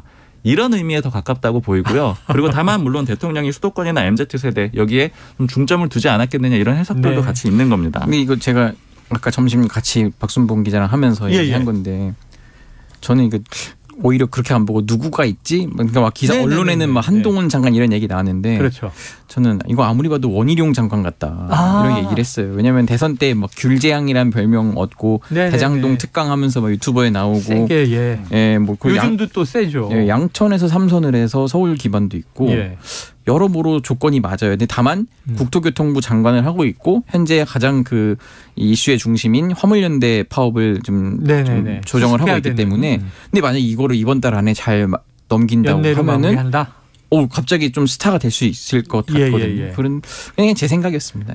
최영찬 기자의 이제 뇌피셜입니다. 뇌피셜입니다. 이것은 이제 한동훈이라는 이름이 자꾸 거론되는데 원희룡일 수도 있다. 한번 봐주십시오. 원희룡 장관을. 지켜보도록 하겠어요. 근데 한동훈 장관 같은 경우에는 오늘 여권에서 또 하는 얘기가 이제 모 관계자가 저한테 한동훈 장관 나온 기사를 공유를 해주면서 한동훈 장관은 이번은 아니다 이렇게 딱 단정지어서 얘기를 하는 게 뭐였냐면 이 기사가 중앙일보 기사인데요. 한동훈 장관이 이제 외국인 선거권 뭐 이런 것들 열심히 추진하고 있다 뭐 이런 내용이에요. 그러니까 투표권 폐지죠. 지방선거 투표권 폐지 요거를 추진하고 있는데 이거 아예 적극적으로 한 장관이 자기 이름 걸고 인터뷰를 한 내용이거든요. 그러니까 이런 것들을 하려면은 사실은 시간이 좀 필요하기 때문에 당장 2말 3초라고 전당대회를 보자라고 하면은 그때는 나오기가 어렵다라는 거고요. 그리고 제가 전에도 말씀을 드렸지만 이 전당대회 시점이 뭐 5말 6초 내지는 2말 3초 이렇게 왔다 갔다 하는 이유 중에 하나가 5말 6초로 가려고 했던 거는 장관들이 나오게 되려면은 시간이 좀 필요하다라고 말씀드렸잖아요. 왜냐하면 이제 앉힌 지도 얼마 안 됐고 그리고 최영창 기자님이 좋아하는 이 원희룡 장관 같은 경우에도 사실 지금 화물연대 파업에 딱 수습하고 있는 상황인데 이게 만약에 아주 급격하게 빨리 처리가 된다고 하더라도 시점이 그렇게 여유롭진 않아요. 왜냐하면 2월 말 3월 초에 전당대회를 치른다라고 하면은 그 전에 토론회도 하고 여러 가지 준비 기간이 있잖아요. 후보도 해야 되고. 그야말로 바로 그만두고 나와서 시작을 해야 되는데 그 그만두게 되면은 결국엔 이건 윤석열 대통령의 뜻이다. 이렇게 딱 정리가 될 가능성이 높거든요. 그러니까 만약에 실제 그렇다면 그건 윤 대통령의 뜻이 될 거고 하지만 여건상으로는 그렇게 되기가 좀 어렵고요. 한동훈 장관도 좀 여러 가지 해석들이 있는데 아까 말씀드린 대로 지금 해야 될 업무 자체가 일단 많고요. 지금 처리해야 될 것들이 많고 그리고 만약에 한동훈 장관이 나온다라고 하면은 이제 좀 한동훈 장관이랑 가까운 사람들이 하는 얘기는 뭐냐면은 그렇게 되면은 윤석열 대통령의 대리인 역할밖에 못한다. 그러니까 이번에 총선을 앞두고 공천권을 행사하는 당대표로서 윤석열 대통령을 대리해서 나오는 사람이 되게 되는데 물론 지금도 이제 윤석열 대통령과 가깝다라는 건 잘 알려져 있지만 차기 대권 주자로 뛰기 위해서는 이 대리인의 이미지는 어느 순간 벗어야 되는데 대권 주자 이꼴 이 대리인 요 그림은 좀 어렵다라는 거예요. 그리고 또 처음으로 한동훈 장관이 정치를 시작하면서 당대표를 맡게 된다. 지금은 한동훈 장관에 대해서 당내에 반발이 없지만 당대표로 뛰게 되면 분명히 이제 공격이 시작이 될 거고 또 당대표가 되면은 굉장히 여러 가지 반발이 있을 거고 특히나 총선 공천 같은 경우에는 리스크가 굉장히 큰 작업이에요. 왜냐하면 윤석열 대통령이 새 판을 짜려고 할 가능성이 높은데 그때는 지금까지 없던 반발이 그러니까 기성 정치인이라고 불리는 정치인들이 굉장히 공천에서 배제가 되면은 유례 없을 정도의 강력한 싸움을 걸 거란 말이에요. 그 싸움에 한동훈 장관을 노출시킨다라는 게 오히려 부담스럽다 이런 얘기들도 있습니다. 그렇게 되면 정말 이제 친윤과 반윤에 우리가 뭐 개판을 보지만 친이 반이 뭐 있었고 친박 반박 있었고 늘 왔으니까 말이에요. 자 그런데 이제 우리 이 몇 가지 확인된 팩트와 이 관저 정치라고 할까요? 또 우리 기자들의 뒷이야기 취재에 의해서 지금 스토리들이 이렇게 막 구성돼가는 과정인데 자, 원래 대통령과의 독대라는 것은 대부분 비보도잖아요. 비공개고. 그런데 신기하게 이제 관저의 만찬 회동 기사가 막 나오는 걸 보니까 아까 이제 얘기하셨지만 이건 대통령의 의중이고 흘리고 있는 거 아니겠습니까? 맞습니다. 이게 처음에 나왔을 때는 그래도 4명 부부다 보니까 나올 수도 있겠다. 처음에 이렇게 생각이 들었었는데 친분 모임. 그랬는데 이제 조금 더 최근에 얘기를 들어보면은 오히려 대통령실 쪽에서도 소스가 좀 있었다라 그래요. 이런 보도들이 나오는 게. 그러니까 결과적으로 그리고 독대 만찬 같은 경우에는 사실은 둘이 만났는데 기사가 나왔다. 이러면은 대통령 입장에서 만약에 원하지 않았다라고 하면은 그 당사자에 대해서 굉장히 화가 날 수밖에 없는 그런 상황이 되고 또 책임을 피하기도 굉장히 어려운 거잖아요. 둘이 만났기 때문에요. 그런데도 불구하고 계속해서 보도가 나오고 있다. 이 얘기는 대통령이 우회적으로든 혹은 뭐 직접적으로든 다 허가를 해줬다라고 볼 수가 있는 거고요. 그러면 이렇게 쭉 일련의 보도들이 나오는 과정들이 대통령 입장에서 나쁘지 않다라는 거고 첫 번째는 대통령이 지금 뭐 야당을 부르고 있지는 않은데 물론 이제 야당은 이재명 대표 문제가 있어서 대통령 쪽에서는 안 부른다 이렇게 얘기를 하고 있는데 어쨌든 야당 외에 다른 쪽 사람들을 적극적으로 소통한다라는 원래 처음부터 내세웠던 주요 가치 중에 하나잖아요. 그 소통이라는 거를 관저 정치를 통해서 보여주고 있다라는 거고 또 하나는 아까 이제 설명을 해드렸던 대로 두 번째 이점은 당내에 지금 여러 가지 그 윤석열 대통령의 뜻을 뭐 팔거나 아니면 뭐 내세우거나 이런 사람들을 다 혼란스럽게 만들어서 누가 대통령 뜻인지 알 수 없게 하지만 다들 열심히 대통령의 뜻을 쫓게 하는 그런 그림을 만들었다라는 점에서 윤석열 대통령 일종의 용인술로도 보입니다. 이준석 전 대표 표현에 따르면 이제 친윤 호소인 이런 사람들까지도 다 혼란 속에서 활용을 하고 있다. 자, 결국은 이제 대통령이 판을 짜고 있는 것이다. 관저 정치가 그 축이다라고 지금 해석하는 것으로 정리가 되고요. 최 기자님 한 가지 궁금한 게 지금 이 최 기자님은 이제 원희룡 장관 이 가능성을 하나 제기하셨고 그런데 계속 이제 한동훈 뭐 이제 이 이름이 주목받다 보니까 자, 한동훈이 뜨면 민주당이 웃는다 뭐 이런 얘기도 도는데 이게 제가 보기엔 한동훈 장관이 정말 만약에 여당이 뭐 당대표가 된다 그러면 지금 이재명 민주당 대표가 취임 100일에 기자회견 못했잖아요. 사법 리스크 고통을 받고 있는데 사법 리스크의 대상자와 사실은 검사 출신 상대당의 카운터파트가 생기는 거잖아요. 민주당이 왜 웃습니까? 이번에도 뭐 일각에서 한나땡 뭐 그렇게 얘기는 하는데 그런 얘기 많이 예전에도 했었죠. 뭐 윤나땡이라고 하더니 결국 대통령 만들어 버렸잖아요. 근데 이제 한동훈 장관이 나오면은 민주당은 아무래도 민주당한테는 좋다 뭐 이런 분위기가 없진 않은데 네네. 아까 그 이유가 민주당 의원들이 만나는 국민의힘 의원들은 불만이 있다는 거예요. 왜냐 우리가 정권 잡은 게 맞나? 이런 얘기들을 한다는 거죠. 이거 지금 검찰 정권이다. 이런 게 있는데 그런 와중에 새 당대표까지 만약에 검찰 출신의 비정치인인 한동훈 장관을 윤심이라고 해서 찍어서 내려보낸다. 이거는 당이 받아들일 수 없다. 이런 내부 기류가 있기 때문에 자꾸 한동훈 장관을 민주당이 때리면 때릴수록 그 한동훈 장관이 커지지 않습니까? 그걸 민주당도 알기 때문에 일부러 더 키워서 한동훈 장관이 그 국민 여론을 등에 업고 당대표가 되봐라 한번 뭐 이런 식으로 힘을 실어주고 있다는 그런 소식입니다. 그래요. 알겠습니다. 다음 이슈로 넘어가 보죠.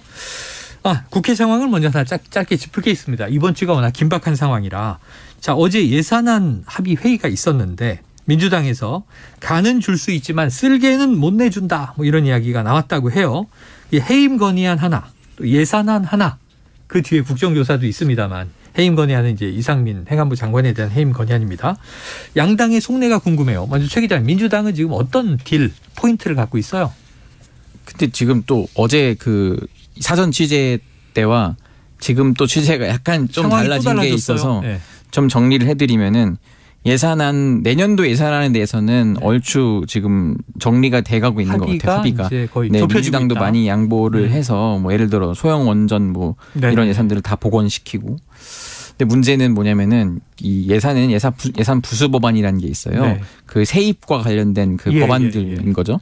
근데 이 법안을 국회의장이 지정을 하는데 여기에 지금 종부세법이랑 그 교육 뭐 교부금 지방교육세 실제 개편안 포함하여 그거를 지금 지정을 해버려서 민주당이 또 화가 난 거예요. 근데 이제 또 통화를 해보니까 이거는 의장이 지정을 한다 한들 여야가 협의해서 상정을 안 하면 그만이긴 하다라고 하면서도 불편한 속내를 감추진 않았는데 지금 여기서 이제 김진표 의장의 존재감이 계속 조금 보이고 있어요. 국회의장은 사실 잘 안 드러나는데 이번에는 특히 이 세제실장 출신이란 말이에요, 기재부. 그렇기 때문에 특히 이런 것들을 부수 법안을 지정을 해버리면은 이게 먼저 통과가 돼야 예산안이 통과가 돼요. 근데 민주당이 단독으로라도 예산을 처리하겠다 이렇게 얼음장을 놓으니까 이런 식으로 의장이 쓸 수 있는 카드를 넣었고. 그러니까 그런 차원에서 그리고 또 이게 해임 건의안이 표면적으로는 연동된 게 아니라고는 하지만 계속 그 해임 건의안과 뭐 탄핵 소추안까지 뭐 검토할 정도로 계속 민주당은 그런 카드를 쓰고 있잖아요. 어떻게 가닥이 잡힐지도 좀 모르겠고요. 근데 이제 해임 건의안으로 가는 것 같긴 한데 이 어느 대표 회동 때 그 의장이 좀 불편해했다는 거예요. 그러니까 해임 건의 국정조사 통과한 지 얼마나 됐다고 해임 건의안을 바로 이렇게 하겠다고 들고 오고 이거 안 해주면 이거 뭐 안 그 거부하면은 바로 그 다음 주에 탄핵 소추안을 내겠다라고 하는 게 이거는 자기가 이제 당적을 내려놓은 의장 입장에서는 맞득지 않다라고 박홍근 원내대표한테 불편한 기색을 그대로 드러냈다고 합니다. 실제로도 불편한 사이긴 합니다. 왜냐하면은 그 박광훈 원내대표 후보였죠. 박광훈 의원이랑 가까워요. 김진표 의장이 자기 지역구를 결국 박광훈 의원한테 주고 자기 옆 지역구로 갔었어요. 수원 영통 지역하고 연결돼 있잖아요. 근데 이제 어쨌든 그때 박홍근 원내대표가 박광훈 의원을 이기고 된 거잖아요. 그때부터도 좀 그런 인연이 있고 주영 원내대표랑 좀 말이 잘 통한다 뭐 이런 얘기를 의장실에서 하더라고요. 그런 얘기가 있습니다. 자, 이 진실 공방 하나 좀 확인해 볼게요. 이재명 대표가 조용한 취임 100일을 맞았다. 결국은 이제 이 기자회견, 기자간담회 없었고 그건 곤혹스러운 질문이 나오는 것을 미리 차단한 것이다. 그래서 이제 최고위 모두 발언 정도만 공개가 됐단 말이에요. 그런데 실무진 얘기가 흘러나온 걸 보니 취임 100일 기자간담회를 준비했었다. 이건 팩트입니까? 팩트입니다. 팩트고. 오늘 뭐 정청래 최고가 아침 여기 최강 시사에 나와서 뭐 대표도 100일인지 몰랐다더라 이런데 그런 건 뭐 거짓말 이렇게 태연하게 하시면 안 되고요. 페인트 모션이고. 이게 그 지난주에 실무진들이 준비를 했어요. 당직도 있고 이제 보좌진들도 무슨 질문이 나올지를 보통 이제 가까운 기자들한테 이제 뭐 물어봐요. 이런 질문 하겠느냐, 뭐 하고 싶은 질문이 미리 알려주면 우리가 충실히 답변을 준비하겠다. 그래서 그럼 다음 주에 하나 보내요. 그래서 아직 확정은 아닌데 지금 하려고 준비는 하고 있다. 이렇게 얘기는 하더라고요. 근데 막상 이제 뭐 수석 대변인이라든지 이런 분들한테 또 물어봤더니 그게 아직 확정은 안 됐다. 그러니까 계속 고민을 하다가 일단 멈칫한 것 같아요. 근데 지금 다시 흘러나온 얘기가 내년 초에 신년 기자회견 얘기가 있어요. 네네네. 아마 이제 연내에 본인 측근 관련 수사들이 좀 마무리가 되면은 네. 어느 정도 이제 좀 마음의 여유가 생길 여유라고 하면 좀 그렇지만 아무튼 그런 좀 공간이 생길 것 같다. 네네네. 뭐 이런 얘기가 있고 지금 이게 온갖 질문이 다 나올 거잖아요. 본인에 대해서도. 그렇죠. 근데 그게 이제 진술이 이게 다 하나하나 증거가 돼버리기 때문에 나중에 조금 불안한 면이 없진 않은 것 같습니다. 야, 그러니까 이제 앞으로 그럼 이재명 대표는 점점 사법 리스크가 진행되는 한 이 뭐 생중계 기자간담회나 기자와 질의응답은 볼 수 없는 거냐 이런 걱정도 되는데 신년 초에 한번 또 예정이 돼 있다니. 그때 그건 가봐야 알 것 같아요. 검찰 아니고. 수사 소속도도 이제 아마 월드컵 오늘 떨어졌으니까 좀 속도가 붙을 것 같은데 아마 네 그러면 이제 본인에 대한 소환도 날라오지 않을까라는 전망이 지금 민주당에서는 얘기가 들리고 있습니다. 이거 하나 여쭤볼게요. 이 요즘에 그래서 이제 이재명 대표가 워낙 입을 꼭 다물고 있는 상황이다 보니 박찬대 최고위원의 말을 들어보면 이재명 대표의 의중을 알 수 있다 이런 얘기가 돌아서 그 박찬대 최고위원은 요즘 어떤 메시지 주로 냅니까? 기승전 김건희 여사 뭐 이런 거죠. 그래요. 검찰 비판 그리고 김건희 여사 관련 이러한 문제점들이 있는데 왜 이거는 수사를 안 하냐. 계속 그런 메시지만 내고 있고요. 네. 그게 사실상 이제 이재명 대표가 보통은 자기 입으로 말하고 싶어도 본인이 입으로 얘기했을 때 조금 이게 나중에 오해 소지가 있거나 법적으로 문제가 될 수 있다 싶으면은 보통 이제 누구를 시키는데 지금은 그 대상이 박찬대 최고위원이다 이런 말이 당에서 나오고요. 최근에 또 이게 그 뭐 좌찬대 우경태 이런 말이 있어요. 장경태 최고위원이 한참 이제 그 뭐 조명 논란 이런 걸로 이슈를 끌었잖아요. 맞아요. 지금 이제 이 대표 측에서 장경태 의원실 쪽에다가 그걸로 더 왜 가열차게 세게 더 해보지 왜 그만하냐 그랬더니 이제 고발을 당했잖아요. 네네네네. 사실 자신이 없다 하더라. 이 빈곤 포르노이가 있었고 또 조명 논란이 있었고. 조명 논란을 내가 이걸 그쪽에서는 이게 팩트 아닌지 맞은지 여부를 알 수가 없어서 더 세게 나가기가 좀 부담스럽다는 의사를 전했다고 해요. 이제 그런데도 이제 이재명 대표 측에서는 어쨌든 김건희 여사 관련된 거는 계속 뭐가 있으면 무조건 공격을 세게 해라. 뭐 이런 식으로 그 이슈를 전환시켜라. 이런 오더가 있다고 합니다. 자, 최근 이재명 대표를 둘러싼 민주당 분위기가 어떠냐. 당내에서도 우려가 나오고 있다. 뭐 심지어는 박영선 의원 분당 가능성 거론 뭐 이런 것도 있었는데 자, 취재하신 바 어떻습니까? 민주당 분위기는. 분당까지는 안 되고 그러니까 이렇게 그 사실 우리가 말이 쉬워서 분당이지 분당이 진짜 어려운 일이에요. 네네. 그 실무적으로 특히 어려운 일이고 그 제가 몇 차례 말씀을 드린 바 있는데 민주당은 여의도에 여의도 당사라는 건물을 갖고 있는 자산이 있습니다. 분당을 해서 나가면요. 그 나간 분들이 그 자산을 부동산 자산을 포기하고 나가야 돼요. 그거 쉽지 않습니다. 실적으로. 그래서 당내 투쟁을 통해서 대표를 바꾸고 리더십을 바꾸는 식의 방식을 택하면 택했지 절대 먼저 분당한다고는 잘 안 할 겁니다. 그런 측면에서 지금 뭐 소위 민주주의 4.0이라든지 더 좋은 미래라든지 이런 분들이 갑자기 활발히 움직이고 있어요. 이거 뭐지?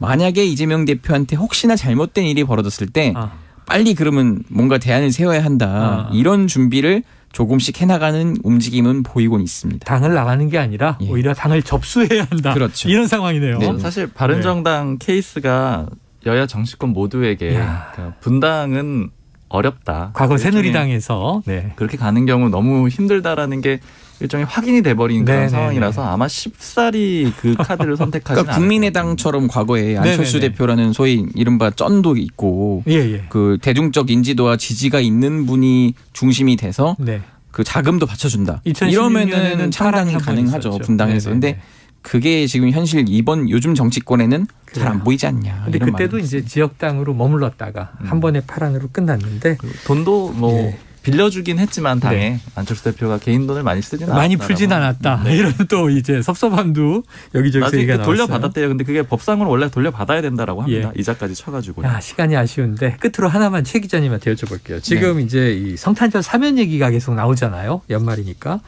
이 김경수 전 경남지사 어떻게 됩니까? 사면 됩니까? 지금 일단 저희 보도로는 성탄절이 아니고 신년 특사식으로 해서 근데 이제 가석방이라고 합니다. 아직 뭐 그러니까 확정은 아닌데 사면이 아니라 가석방. 가석방의 형기가 거의 끝나가지 않나요? 그렇죠. 5월이면 끝나는데 사실 가석방이면은 뭐 생색내기 아니냐 뭐 이런 말이 나오는데 이명박 전 대통령을 결국 특별 사면시켜주기 위한 하나의 좀 방편 아니냐 이런 얘기가 돌고 있습니다. 네, 균형 카드다. 네, 명분을 쌓아야 되겠죠. 그리고 네. 사면하고 그 가석방 사이는 좀 중요한 지점은 복권이 되냐 안 되냐. 그렇죠, 그렇죠. 출마할 수 있느냐 없느냐 그게 중요한데 그렇죠. 아마 가석방 쪽에 아마 가능성은 높을 것 같습니다. 예, 사면 복권까지 돼야 사실은 이제 뭐 자격정지 7년 막 이런 게 있기 때문에 네. 정치 활동을 재개하려면 복권까지 돼야 된다.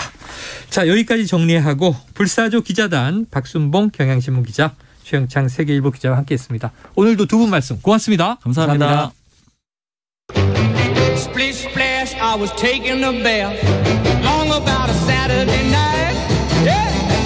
점심 먹고 유쾌한 시사 디저트 한 입.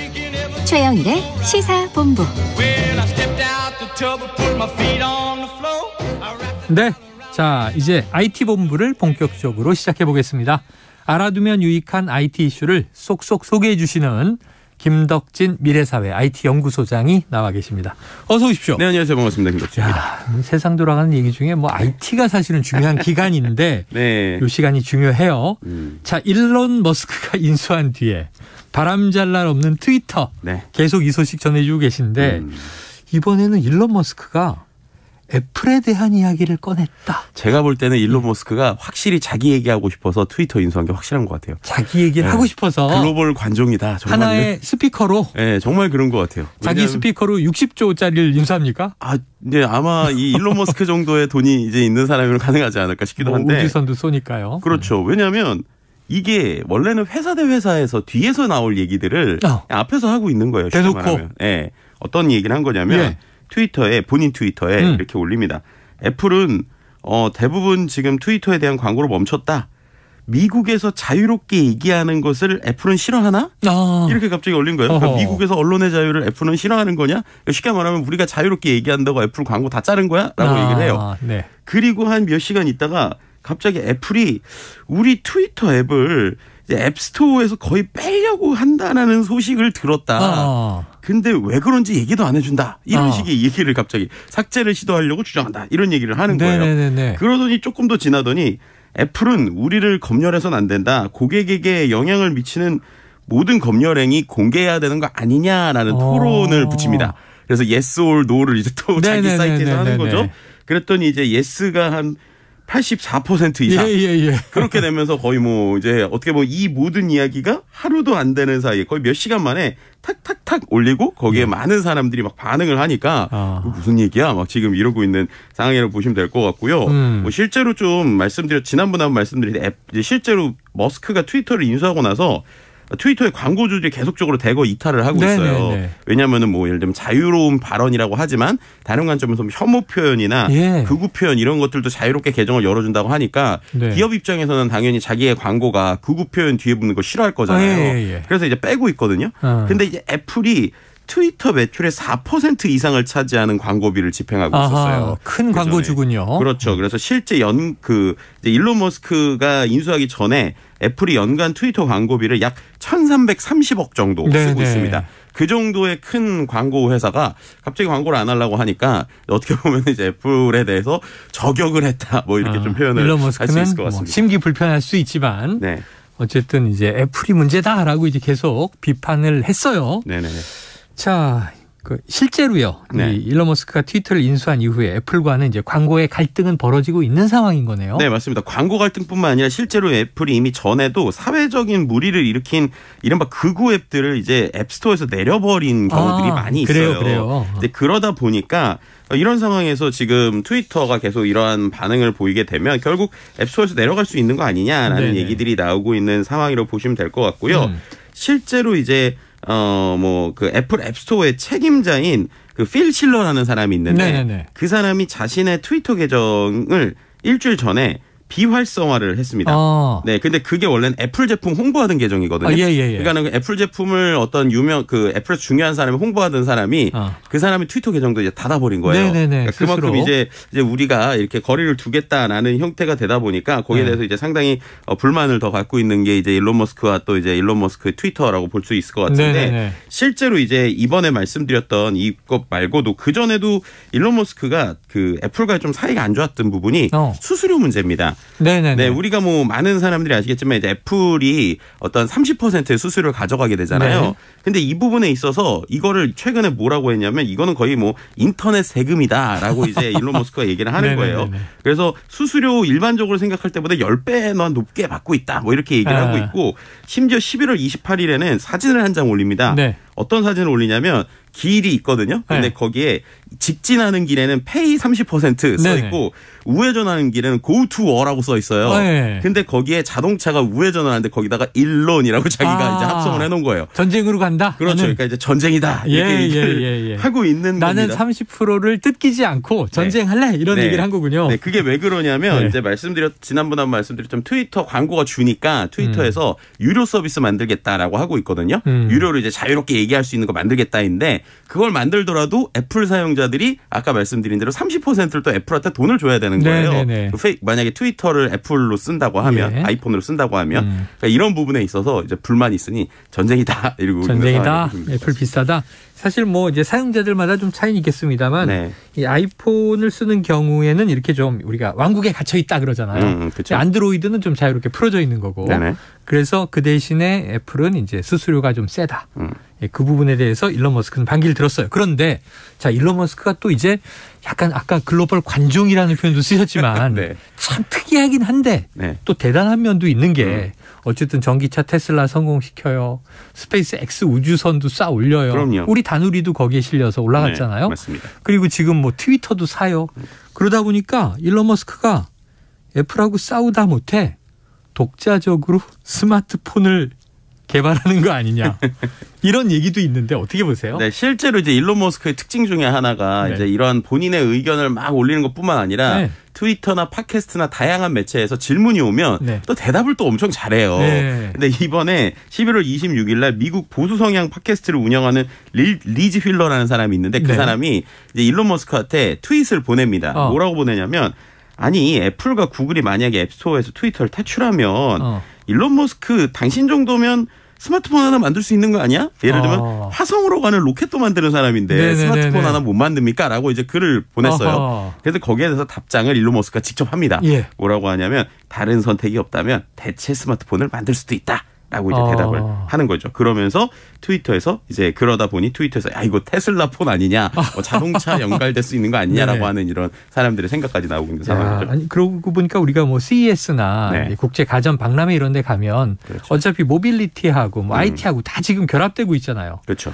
그러면 이제 전기차 회사가 오히려 연동된 스마트폰을 만들 수도 있다. 이 가능성은 있어 보이는데. 자, 근데 일각에서는 일론 머스크가 애플에 이렇게 좀 화를 내고 짜증을 내는 진짜 이유가 따로 있다.